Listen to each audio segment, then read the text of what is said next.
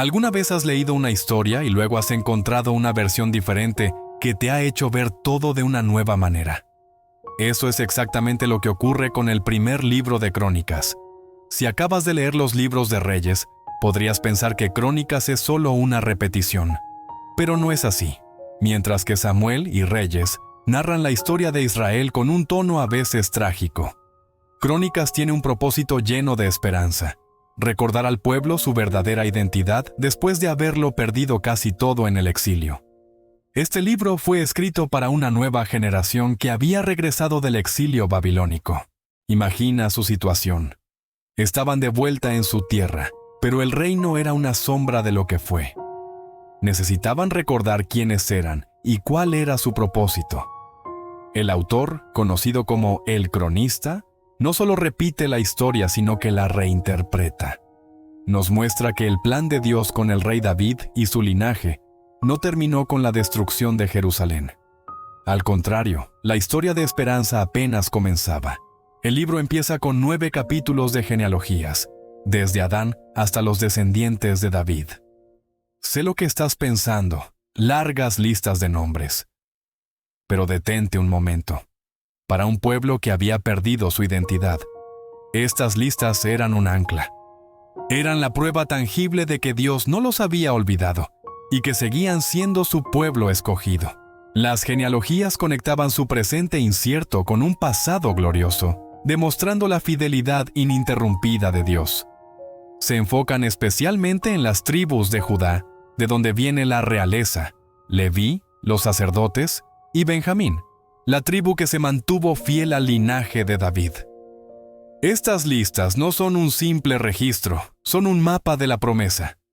A partir del capítulo 10, toda la atención se centra en el rey David. Pero este no es el mismo David que vimos en el libro de Samuel. Crónicas omite muchos de sus errores y fracasos más conocidos, como su pecado con Betsabé. ¿Por qué? Porque el cronista no quiere enfocarse en la caída, sino en la redención. Aquí, David es presentado como el modelo ideal de rey, y sobre todo, como el gran organizador de la adoración a Dios. Vemos a un David que no es solo un guerrero, sino el corazón espiritual de Israel. Es él quien organiza a los levitas, los músicos y los cantores. Es él quien prepara con pasión todos los materiales para el templo, ese lugar sagrado donde la presencia de Dios habitaría. Aunque Dios no le permite construirlo, David dedica sus últimos años a dejar todo listo para que su hijo Salomón lo haga. Su enfoque no está en su propio legado, sino en la gloria de Dios. Uno de los momentos más inspiradores del libro es cuando David reúne a todo el pueblo. Ya anciano, bendice a Dios públicamente con una oración que resuena hasta hoy. Tuyas son, Señor, la grandeza, el poder, la gloria, la victoria y la majestad. Todo lo que hay en el cielo y en la tierra es tuyo. En ese instante, David le enseña a toda una nación y a nosotros que todo lo que tenemos y somos proviene de Dios. Es un acto de entrega total. El libro pone un énfasis especial en la adoración. El traslado del Arca del Pacto a Jerusalén no es solo un evento político, es una fiesta espiritual. Crónicas describe con gran detalle los coros, los instrumentos y los turnos de los sacerdotes. El mensaje es claro. El centro de la identidad de Israel no es su poder militar o su rey, sino la presencia de Dios en medio de ellos. La adoración es el corazón del pueblo. Y David es presentado como el adorador por excelencia, un hombre conforme al corazón de Dios. Aunque David anhelaba construir el templo, su papel fue prepararlo todo. Reunió oro, plata, madera y piedras preciosas, trazó los planos y, lo más importante, inspiró a la siguiente generación. Le dijo a su hijo Salomón: «Sé fuerte y valiente, y pon manos a la obra. No temas ni te desanimes, porque el Señor, mi Dios, estará contigo». Con estas palabras, David no solo le pasa la antorcha a Salomón, sino que le recuerda al pueblo que su fuerza no depende de un líder, sino de la presencia constante de Dios. El templo sería el símbolo visible de esa comunión.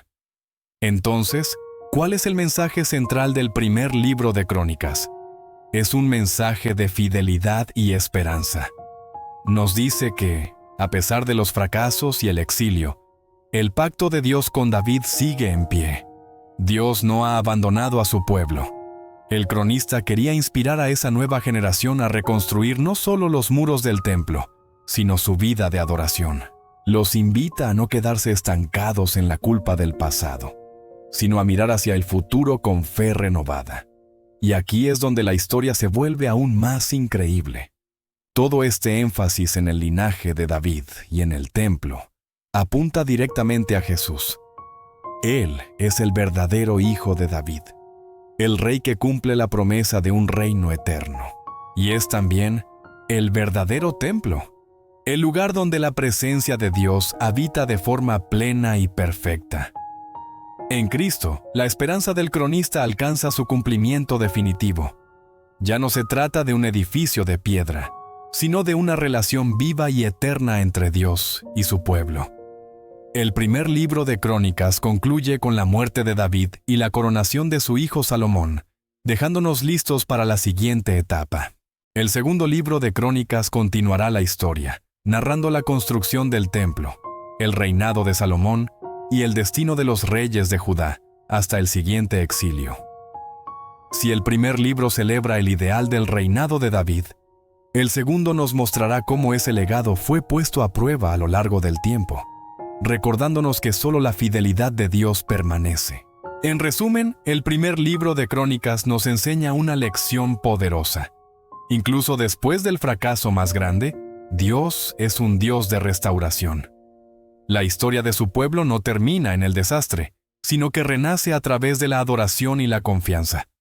Cada generación, incluida la nuestra, está llamada a recordar quién es Dios y a levantar un altar de adoración en su corazón.